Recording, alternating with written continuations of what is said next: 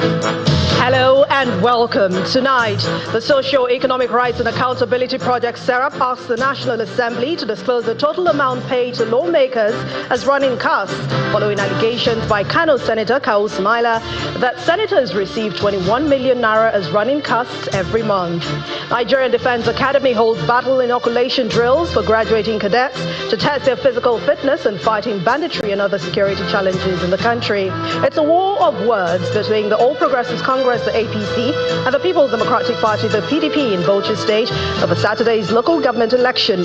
While the APC is calling for the cancellation of the results, the PDP maintains that the results have come to stay. And U.S. Secretary of State Antony Blinken arrives in Israel in his latest effort to push for a ceasefire and hostage release deal in Gaza.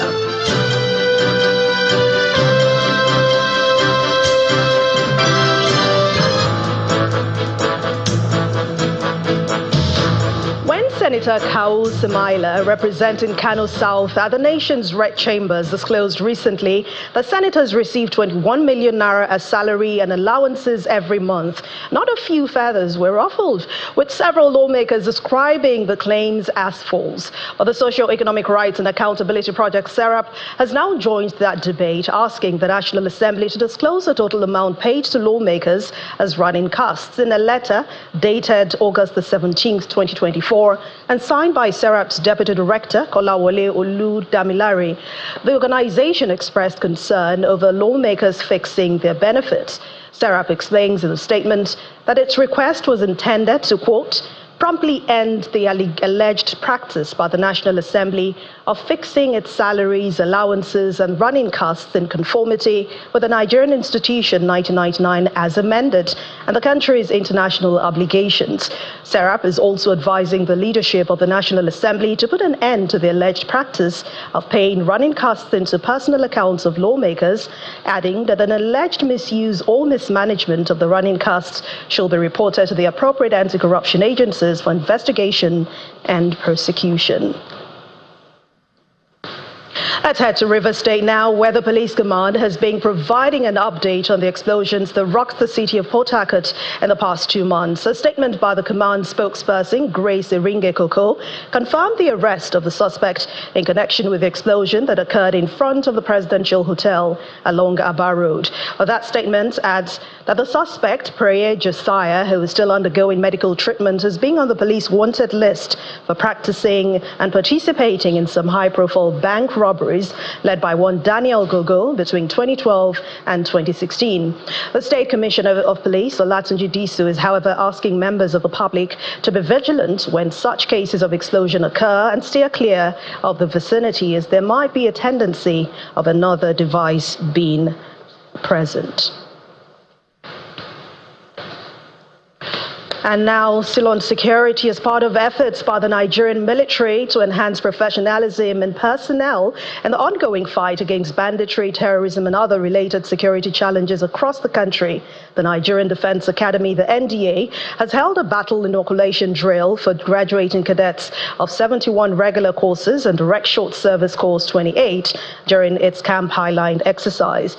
That exercise, which is part of the final outdoor field training exercise for the cadets, held in Kachia in Kaduna State.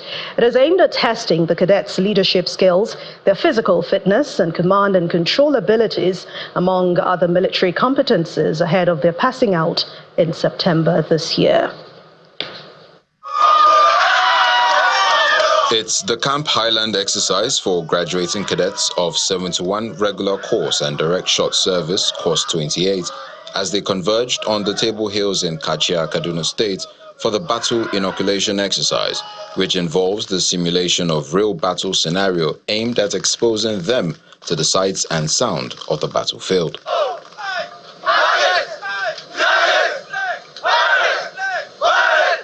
The commandant of the Nigerian Defense Academy describes the battle inoculation exercise as a must-do for all graduating cadets, aimed at testing their resilience as junior leaders in contemporary security environment. What you are going to watch here today is a live firing of different kinds of ammunition in the inventory of the Nigerian Army. And it brings to life what we face daily in the course of operations in the defense of our fatherland. The battle inoculation exercise involves the firing of live ammunition by the cadets, tactical drills, armor and artillery weapons handling, among others.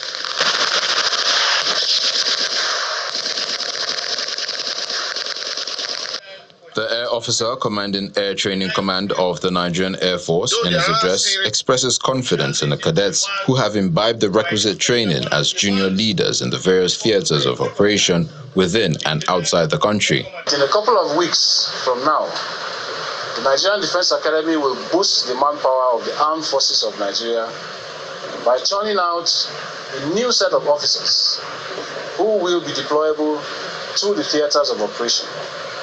The cadets are good to go.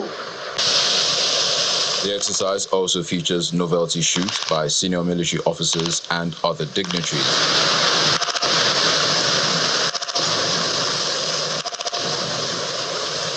In a battlefield, you'll be hearing sounds of gunshots, you'll be hearing sounds of explosions, you'll be hearing sounds of your enemy firing at you, bullets whistling over your head, people falling beside you. That is the real deal. So this exercise brings them as close to reality as possible.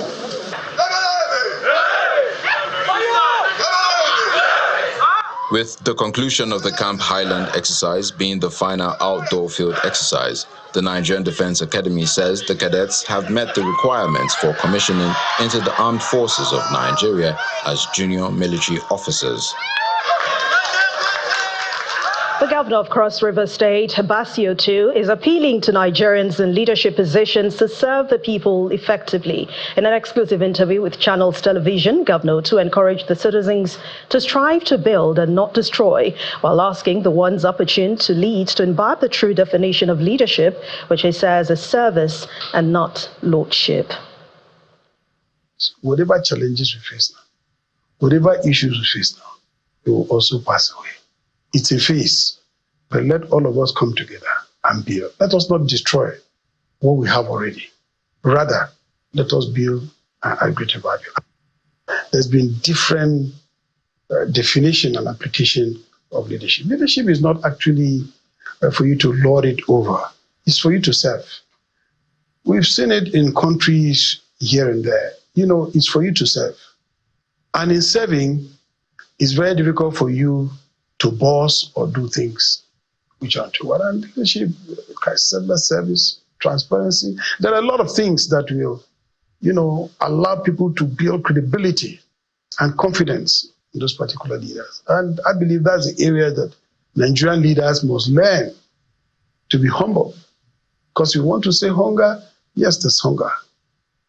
But let us work hard to make sure that this will also pass. Because the nations were confronted. In my address, I showed them nations that were confronted before this. Many nations were confronted before this. In fact, their rise was after those kind of events. And let's not allow our own to waste away.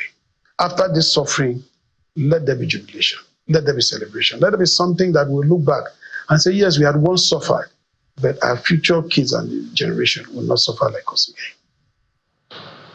To catch the full interview, please watch Newsnight tomorrow, Monday at 9 p.m. on all Channels television platforms. A day after the local government elections in Beauties State, where the ruling People's Democratic Party won all the 20 local government areas, the All Progressives Congress, the APC in the state, is calling for the cancellation of results and the immediate resignation of the chairman of the Beauties State Independent Electoral Commission, Ahmed Makama. In response to this allegation, the People's Democratic Party has defended the election, stating that it was free and fair. Our correspondent Hajara Aliyu reports. Congratulations. We wish you all the best. Congratulations. 20 newly local government chairmen in Beauties State, all PDP, received their certificates of return following their declaration as winners of the local government election by the State's Independent Electoral Commission. In a swift reaction, the APC disputes the results, alleging widespread irregularities throughout the election process. We blame the Beauties State Independent Electoral Commission, chaired by Alhaji Ahmed Makama, for failing to ensure the right thing is done at the right time and for failing to resist the PDP government in its quest for political dominance against the popular will of the people of Bauchi State. We reaffirm our stance that the purported local government elections is unacceptable, and we shall explore all legal means to reclaim our mandate and ensure that the right thing is done always. Meanwhile, the newly elected local representatives have been sworn in Sunday at the government house. That I will, to the best of my ability. During the occasion, the PDP maintains that its candidates were duly qualified and won the seats legitimately. The election was peaceful, and it was done in such a way that even our opponents acknowledge, except of course one major disgruntled party, that the election was free and fair. The election was free and fair, Your Excellency and ladies and gentlemen, because a party did not even feel a candidate won in one of our local governments. Governor Bala Mohammed has urged them to work harmoniously with their councillors for delivery of social amenities at the grassroots. Let me remind the local government chairman that you see their election to this position of responsibility as a challenge and as an opportunity to prove their worth as competent and reliable managers of men and resources. The electorate will be looking up to you to cater for their well-being through the provision of infrastructural facilities and social amenities. With the granting of autonomy to local government, the bar of performance for elected officials has been raised. The 20 newly elected local representatives, including one female, will now assume leadership in their respective local government areas following their swearing in. Hajara Ali, Channels Television News. Barely 1 month to the governorship election in Edo State, the People's Democratic Party, the PDP in the state, says that apart from contesting with other political parties, it also has the police to contend with. The Director General of the PDP campaign organization, Matthew Idori Ekewe, who addressed journalists at the party secretariat in Benin City, the state capital, insists that the PDP will not be intimidated even in the face of harassment by the Nigerian police. The party is also alleging that the police is planning to arrest and detain some of its chieftains ahead of the election. The Nigerian police belongs to all Nigerians, and the Nigerian police is for all Nigerians and not for a select few members of the APC who are in Abuja. It is pertinent to note that the days in which political parties win elections by wanton intimidation are far gone. And Edo people are going to stand firm in resistance to any form of harassment and intimidation by any group or persons, no matter how highly placed. We also want to categorically state that the Nigerian police force is not on the ballot for the September 21st general governorship election in Edo State. As it now appears to us that we are now contesting against the APC / the Nigerian police. It's therefore important that they, in the interest of peace and security in the state and country, read the mood of the nation and conduct themselves professionally as we approach the elections and ensure that they maintain law and order, which is their constitutional responsibility. We believe that this devious resort to harassment and intimidation is a recipe for anarchy. And we are therefore calling on the Inspector General of Police, who we know is a highly seasoned policeman, the AIG Zone 5, the Edo State Commissioner of Police, and other security agencies to step in and stop these harassments and intimidation by this suspected band of APC police operatives, believed to be on illegal duty to prevent a descent to anarchy in Edo State. In part two, after the break, fuel queues return to several parts of Lagos as scarcity of petroleum products hits the state. Please join us again. Well, Welcome back. If you've just joined us, you're watching the news at 10 on Channels Television, coming to you live from Lagos. A reminder of our main stories. The Socio-Economic Rights and Accountability Project, SERAP, asked the National Assembly to disclose the total amount paid to lawmakers as running costs, following allegations by Kano Senator Khama Worthy that senators receive 21 million naira as running costs every month. Nigerian Defense Academy holds battle inoculation drills for graduating cadets to test their physical fitness in fighting banditry and other security challenges in Nigeria. It's a war of words between the All Progressives Congress, the APC, and the People's Democratic Party in Beauties State as Saturday's local government election. While the APC is calling for the cancellation of results, the PDP maintains the results have come to stay. And U.S. Secretary of State Antony Blinken arrives in Israel in his latest effort to push for a ceasefire and hostage release deal in Gaza.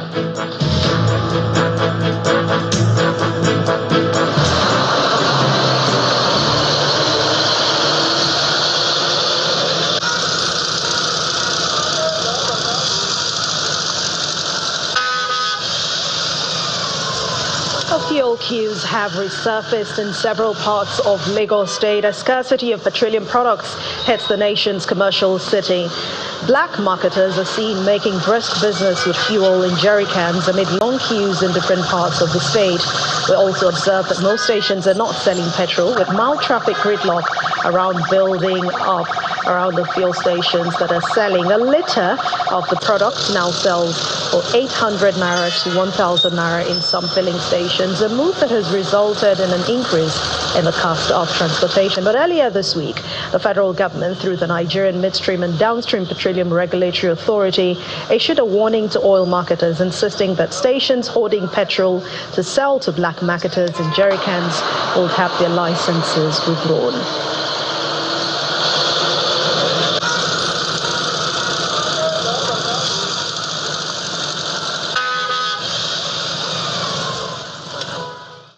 The big question now is how much petrol is consumed in Nigeria? Well, the answer depends on who is asking, when you ask, and the purpose of your asking. But some analysts have now described Nigeria's oil and gas industry to be as clear as mud tonight.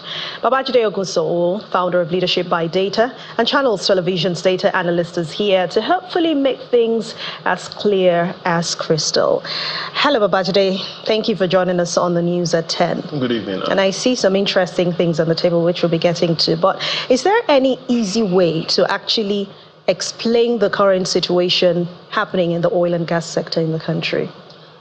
I've thought of it, and I'll try and find an easy way to explain it to you. But tonight, there are three questions on the lips of Nigerians. The first is, now that the fuel queues have resurfaced, how much will petrol be sold? The second question is it really the NNPC and the regulators that are behind some of the problems that the Dangote Refinery faces, or is there an unseen hand? And the third question that we'll answer tonight is, what is the crude oil refining and petrol supply outlook for Nigeria? But first, Anne, it's important because there's a lot of misinformation and disinformation about the state of crude oil refining in Nigeria. So I'd like to explain it a bit so that everyone can understand. You see, let's assume this is Alhaji Aliko Dangote. He clearly says there's an axe to grind with almost everybody in the oil and gas value chain, especially the NNPC and the regulators. The regulators say they have an axe to grind. And if this just stabilizes here, the regulator says they have an axe to grind with the crude oil thieves. The crude oil thieves say they have an axe to grind with the federal government. The federal government says there's an axe to grind with the international oil racketeers. The international oil racketeers say they have an axe to grind with Nigeria's economic and security agencies. Nigeria's economic and security agencies say they have an axe to grind with the terrorists. The terrorists say they have an axe to grind with bad governance and some politicians. The politicians are saying they also have an axe to grind with the cabals. And now the cabals have an axe to grind with Dangote. In summary, there's a lot going on in this cycle in Nigeria. And make no mistakes, among all the players here, there is no angel. There are three things that are common to those playing on this field. Number one, the thirst for money. Number two, the thirst for power. And number three, greed. And so clearly, let's understand that there's a lot of moving parts when we're talking about Nigeria's crude oil production and those that have different roles to play.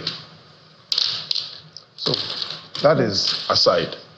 Now to your question, what exactly is the situation when we talk about petrol supply and crude oil production?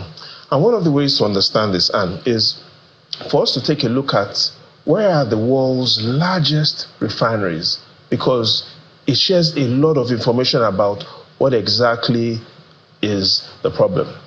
And if we take a look at the top largest crude oil refineries in the world, oh yes, the Dangote Refinery currently now, based on capacity, is number 7, 650,000 barrels per day refining capacity. But beyond that position, there are a lot of insights that reveals to us where the real problem lies. The first out of these three solutions, out of the three insights, is that if you take a look at this table in front of you, these top 10 largest refineries in the world, what you find is 7 out of these 10 refineries were commissioned before 1980. In simple terms, in recent years, global refining investors do not invest in refineries of this capacity. The question is, why? Are they interested in other things? The second thing that the Dangote industry should also understand is that globally, the world refining capacity for crude oil, globally, 102 million barrels per day. That's the global refining capacity of the world. However, how much of this capacity is refined in Africa? Based on the evidence from OPEC, only 3%. In simple terms, and the point I'm making is, there is something about crude oil refining that the global refining powers are not telling Aliko Dangote.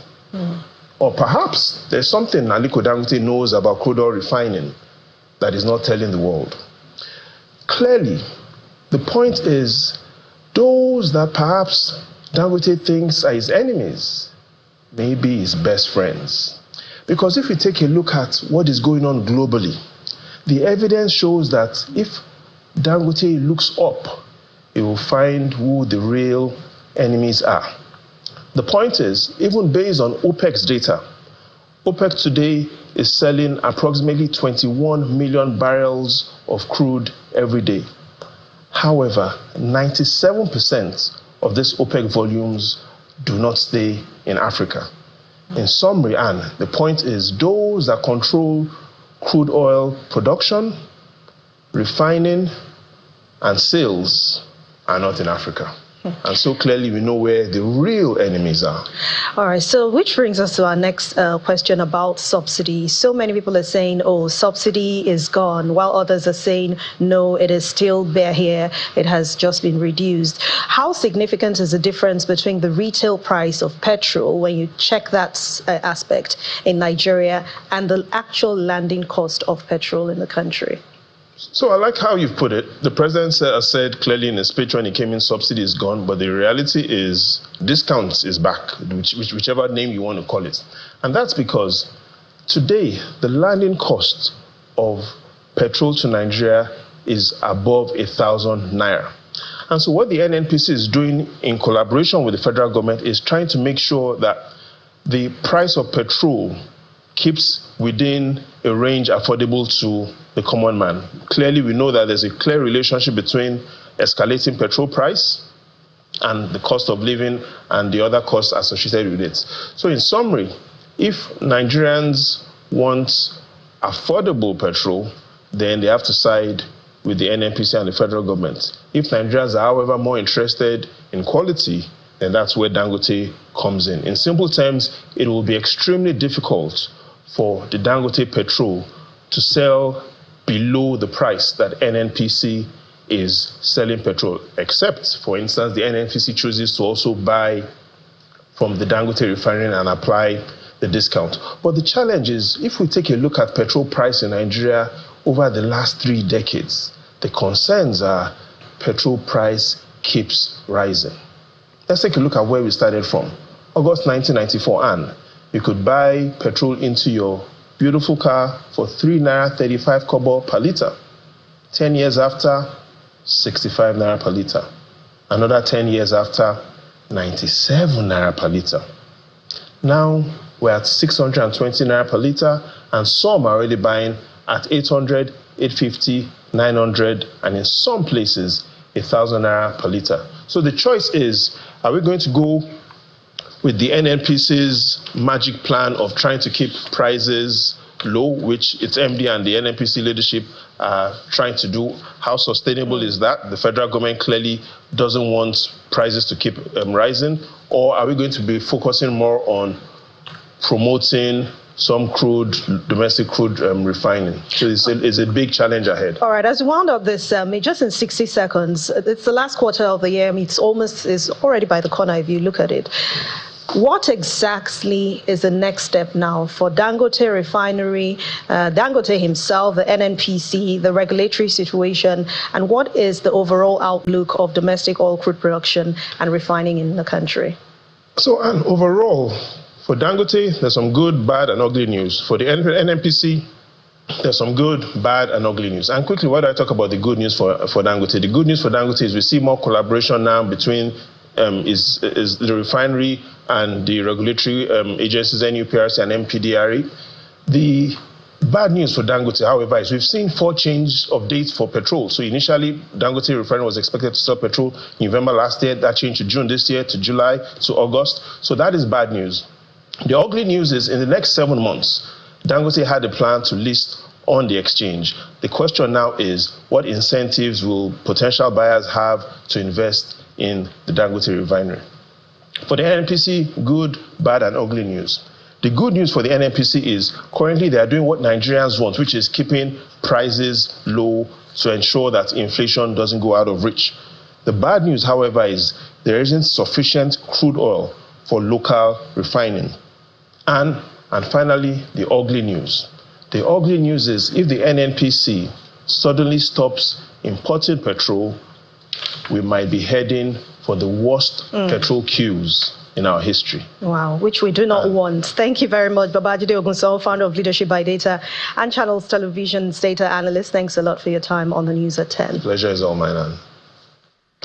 And to other stories, President Bola Tinubu is expected to embark on a trip to France on Monday, August the 19th, departing from Abuja, the nation's capital. A statement by the special advisor to the president on media and publicity, Ajurin Gelali, announcing the president's plan does not state the exact date of his return, but it indicates that the president will return to the country after his brief work stay in France. Earlier in the week, Chinese firm Industrial Investment Co. Limited released one of the 3 Nigerian Airbus A330 aircraft detained in France following a court order obtained from the Paris Judicial Court. The company announced the release of the gesture as goodwill, acknowledging that Nigerian President Bola Tinubu requires the aircraft for a scheduled meeting with French President Emmanuel Macron. Still ahead on the news at 10, Commercial Partners, one of Nigeria's foremost investment firms in architecture, financial empowerment and wealth creation, extends its commitment to the younger generation. Please stay with us.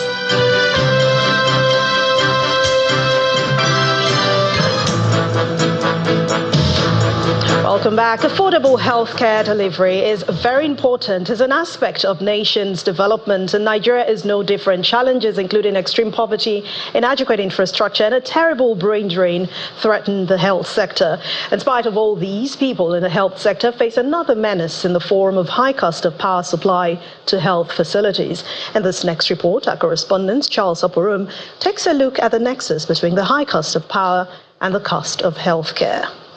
For years, Nigeria's health sector has suffered a myriad of challenges, ranging from the exodus of health workers in a phenomenon generally known as Japa which has seen about 16,000 doctors leave the country within the last 5 years.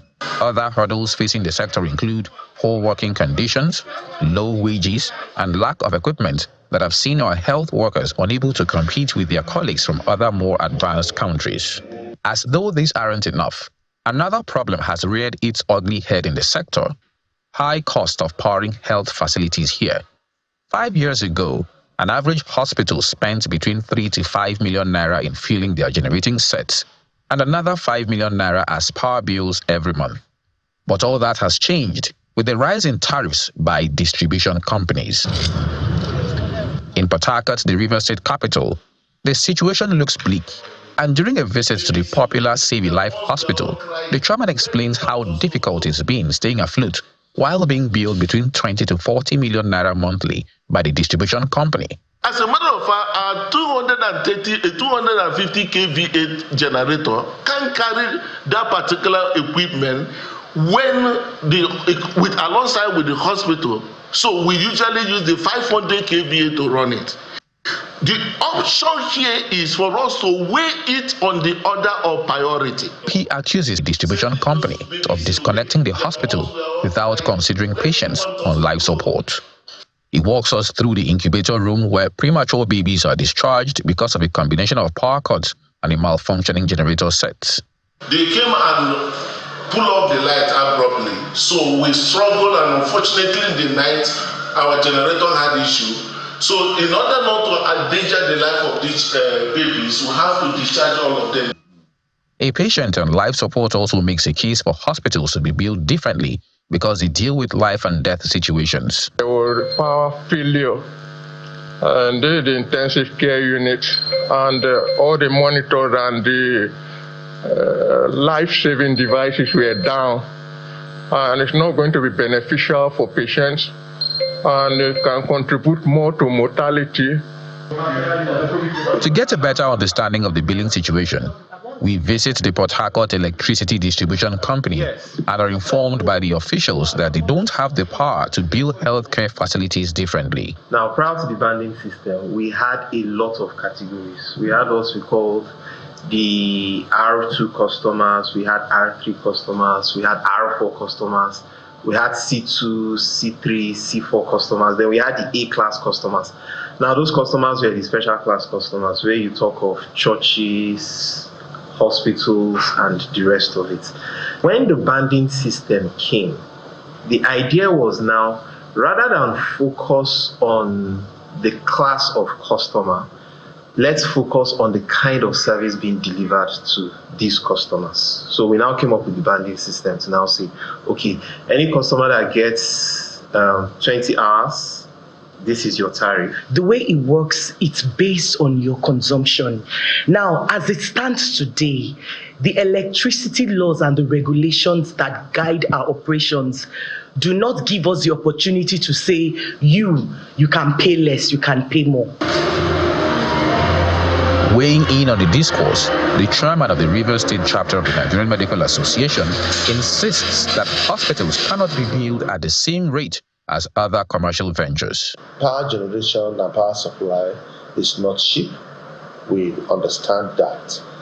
But coming from the angle of critical care, charitable care, and essential services, we must understand that the power supply to an hospital cannot be equated to the power supply to a hotel. Reason being that this is hospitality business. Sorry to mention hotels. This is hospitality business, and this is essential services oriented, establishment. And therefore, you cannot, as it were, bill a hospital the same tariff with other establishment or other hospitable establishments. Pacemakers. With only about 55,000 doctors left to tend to over 200 million people in the country, some sort of arrangement has to be reached, lest this challenge degenerate into a major challenge the Nigerian health sector will have to grapple with, in addition to the brain drain already affecting it. Charles Soporum, Channels Television News. Commercial Partners, one of Nigeria's foremost investment firms in architecture, financial empowerment and wealth creation within the country and across Africa, has extended its commitment to younger generation by inculcating financial literacy and investment into their side. The company, which held the grand finale of its financial literacy boot camp to equip young stars with essential monetary literacy skills, says it remains committed to sustaining this initiative. This is the grand finale of the CP Stars Club, organized and sponsored by Commercial Partners, a company that is into wealth creation. The event brings together parents and the management of the company to witness what the children have imbibed during the financial literacy boot camp. With an average household sale of 5 people, this translates to a sum of around 120 million households and 12 communities. The sum, this region takes up 2 million communities. As a beacon of financial empowerment, leading the charge in reshaping Africa's economic landscape, Commercial Partners says the initiative is aimed at instilling financial management skills into the children. We thought about how to give back to the society, and we thought empowerment, education, not just financial literacy, but also instilling in the kids, because they are the future of the world. As a symbol of stability and innovation, offering tailored financial consultancy services, Commercial Partners has extended this to these children as they speak on what they have learned. I learned in budgeting that you don't spend all your money at once. You divide it, like you keep some in reserve, you spend some on your needs, and you spend some on your wants. I learned about budgeting, saving, how to rightly use your money, and other stuff you can use for making money in your life. Well, I've learned customer segment, and I've also learned how to budget and finance and also invest. Despite their young age, some are already thinking of the next level, drawing from lessons from this program. It has provided a space to explore, a space to, be imaginative and creative. Like the business pitch that we had to do, we were given the freedom to, think of all the problems that are in the world and how we can provide a solution to them and, really make a tangible business. I will create an app which gives you virtual learning. You can be in a classroom, but you're not in a classroom. You're actually anywhere in the world. You're learning as you're also gaming. Commercial Partners says it is committed to sustaining this initiative. To us, we're going to continue this. We'll not kill this team. We want to continue to develop these kids because they are the future, like I said. Hopefully, we would see someone like Elon Musk coming out of these kids. We should not feel that the hope is lost in Nigeria. As a premier asset management firm, Commercial Partners has once again demonstrated its leading position in empowering Nigerians through the CP Stars Club, thereby building individuals that can turn their visions into tangible realities. They'd say the best way is to catch them young. To other stories, in Yobe State, farmers are applauding Governor Mai Mala Buni for distributing farm inputs to them through special committees in every local government area. The committees, which commenced distribution recently, have so far handed over the implement to about 5,000 beneficiaries cut across 15 out of 17 local government areas of the state. At Jakusko local government area, the items are arranged according to words as the Deputy Speaker of the State House of Assembly supervises the distribution process to ensure fairness. The same distribution format is also adopted in Nangere local government area, where 330 beneficiaries across 11 wards of the local government received their share of the inputs. We have to thank His Excellency, Honorable Mai Mala Buni, for the job well done, because during his tenure that we have seen these items for distribution to the people of Nangere local government, and it is free. At least every person, every beneficiary will be able to have his own farm and apply it, and also expect a bumper harvest. At Gujba local government area, where Governor Mai Mala Buni hails from, the exercise is supervised by a member of the State Assembly, the Commissioner for Agriculture and the local government chairman. The committee responsible for the distribution in Geshua, the headquarters of Bade local government area, also flagged off the distribution amidst tight security to ensure the items are not carted away by hoodlums. My people are using their pocket money to purchase diesel, to purchase generators, to purchase farm implement. Now, executive governor give them the machines free of charge. They are going to use it free of charge, and then we are going to supervise. We are going to assist. We are going to monitor. These were distributed by a committee, and honestly, it's an independent committee that sat down and distributed these inputs to farmers. One of the beneficiaries commended the governor for supporting farmers with the farming implements. This is the first type of palliative by the government that was conducted and given to the peasant farmers without any rancor, without any disturbances. And most of the beneficiaries, they deserve it because they are urgently in need of this material. It came at a right time. Other local government areas where the recent exercise took place include Machina, Nguru, Fika and Yusufari, while the remaining two local governments of Potiskum and Fune will hold later in the week. A Vietnam-bound businessman, Paul Mbadoga, is being arrested by operatives of the National Drug Law Enforcement Agency, the NDLEA, at Nnamdi Azikiwe International Airport in Abuja after he tested positive to the ingestion of cocaine. A statement by the Director, Media and Advocacy for the agency, Mr. Femi Babafemi, says the 54-year-old suspect was intercepted at the boarding gate of the Abuja airport on Monday, August the 12th this year during the outward clearance of the Qatar Airways flight QR 1432 to Vietnam via Doha. The statement explains that after 4 days under excretion observation, Mr. Mbadoga ingested a total of 88 wraps of illicit drug with a gross weight of 1.7 kilograms, which he claimed was given to him to swallow by the friend at his solo area of Lagos for onward delivery to Vietnam at a fee of $2,000.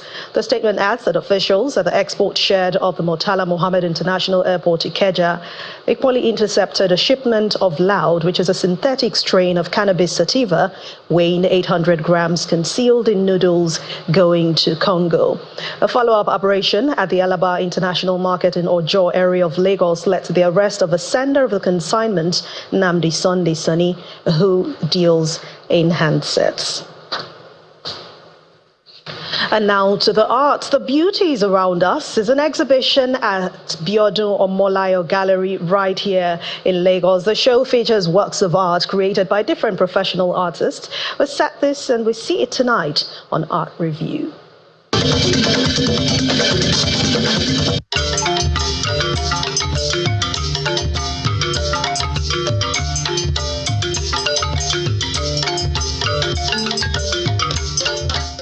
A beautiful array of pieces displayed for this group exhibition of paintings, sculptures, and more, as created by different artists at this gallery. If you follow me closely, you will have noticed that I love encouraging people. Especially at a period like this, when the focus is on the economic challenges, insecurities all over the place, we need to do something to shift people's minds away from those are the realities, right? But then it's not that everything about the country is terrible or bad. There are a lot of beautiful things. It's just that when the challenges outweighs the beauty, there's a way you don't fix it, you don't want to see the other area. So what we are doing with the exhibition is to call people's attention, to take their minds away from those challenges for a while and just behold the beauty around them.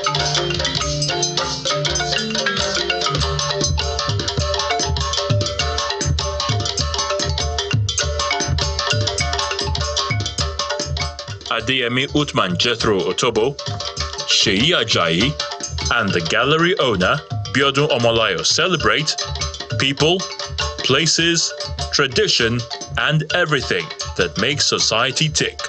everything we have there, the offering is a collection of our environment, our culture, the birds, the flowers, and then the vegetation, and then human beings as well, and then the market scene.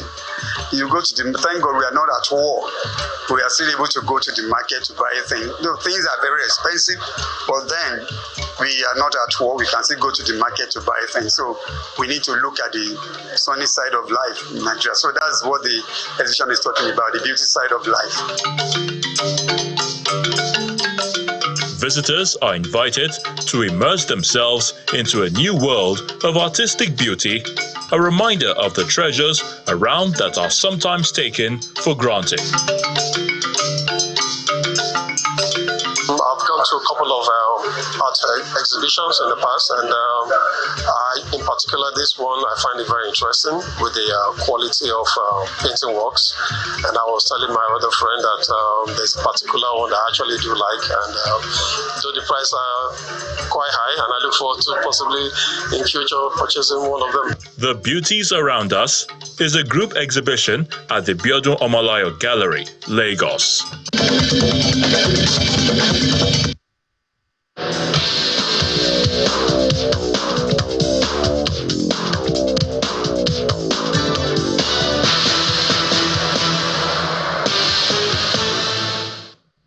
In the world of sports, reigning Nigeria Premier Football League champions Rangers International have kick-started their CAF Champions League preliminary round on a very good note with a 1-0 win away to Comoros. The Flying Antelopes forward Frank Owumiro got the only goal of the match in the 22nd minutes of the first half and then held on to the slim win.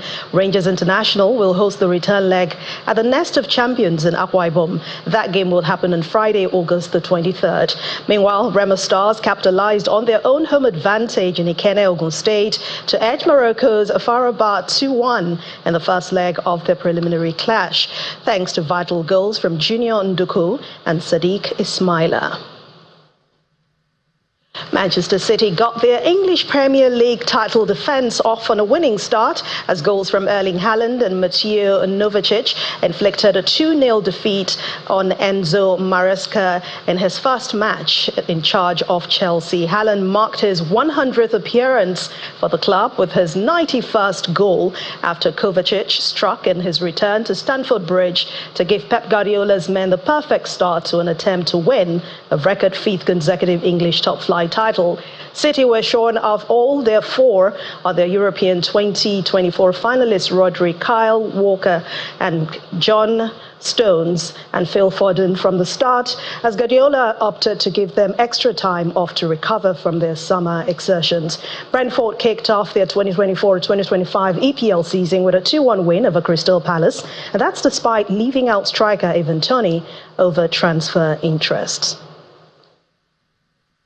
The South African Dirkers Du Plessis has defended his UFC middleweight title earlier today. That's after the 4th round submission win over bitter rival Israel Adesanya in a blockbuster bout at Perth Arena. At the main event at the UFC 305, Du Plessis appeared to be flagging against the 2-time former champion before spectacular takedown of Adesanya solidified his 185-pound belt. He has now won 10 fights in a row, having originally claimed the belt after beating polarizing Sean Strickland in January. At a sold-out 15,000 Perth Arena, Adesanya enjoyed significant crowd support, seeming to have an edge for much of the fight until he was helpless against his rival's choke.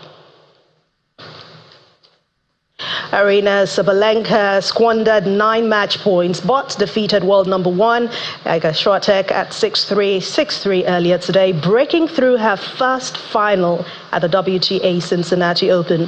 4-time Cincinnati semi-finalist Sabalenka will rise to 2nd in the WTA rankings with a week to go before the start of the US Open. The victory served as revenge for Sabalenka, who lost Masters-level clay finals to Swiatek in Madrid and in Rome just last spring. Have to finish it.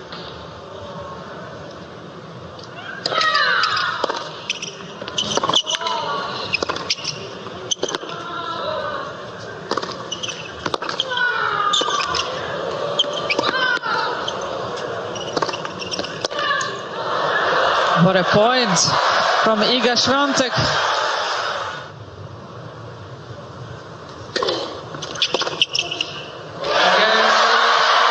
Victory at last for Sabalenka, finding her way to a first final in Cincinnati with a first ever straight sets win against her great rival. Well, it got very tricky towards the end there, but at the 10th time of asking, she secures it on that match point at last, and she'll be relieved as well as joyed by what she's done today.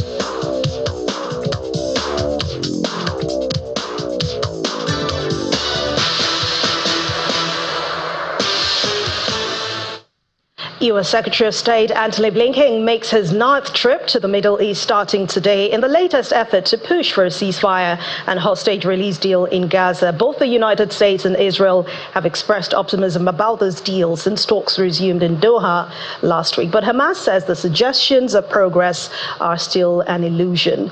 Differences are set to include whether Israeli troops will be required to withdraw fully from the Gaza Strip, as Hamas insists. The Prime Minister of Israel, Benjamin Netanyahu, however, wants more pressure on Hamas to secure a deal. The U.S. Secretary of State's visit to Israel comes as Israeli Prime Minister Benjamin Netanyahu called for more pressure on Hamas to secure a hostage release and Gaza ceasefire deal while speaking at a cabinet meeting in Jerusalem on Sunday. He told members that Hamas had not sent a representative to the talks in Doha and the negotiations were very complex, adding that his government cannot be flexible on areas which are crucial for Israel's security.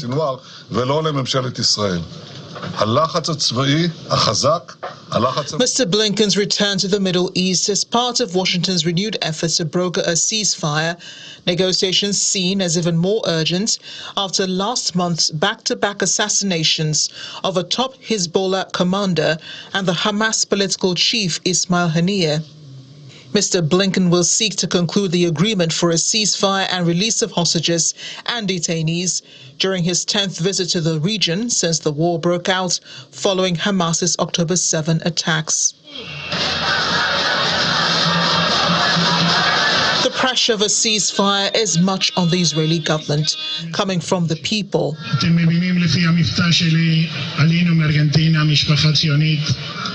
Thousands of demonstrators rallied in Tel Aviv on Saturday to demand the government secure the release of all 115 hostages believed still to be held by Hamas and accused the Israeli Prime Minister of undermining negotiations.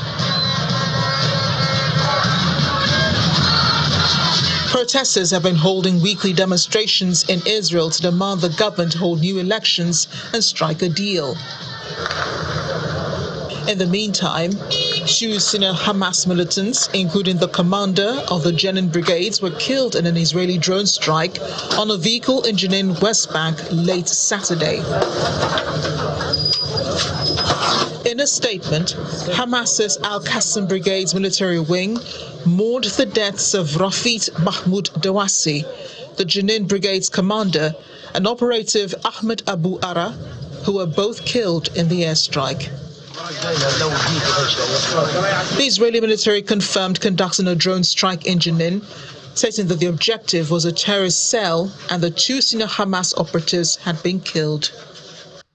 And the main news again. The Socio-Economic Rights and Accountability Project, SERAP, has asked the National Assembly to disclose the total amount paid to lawmakers as running costs. This follows allegations by the senator representing Kano South at the National Assembly, Kawu Sumaila, that senators receive 21 million naira as running costs and allowances every month. So that's the news at 10 tonight. Thank you so much for watching. I'm Anne Mwawadu. Have a wonderful week ahead. Good night.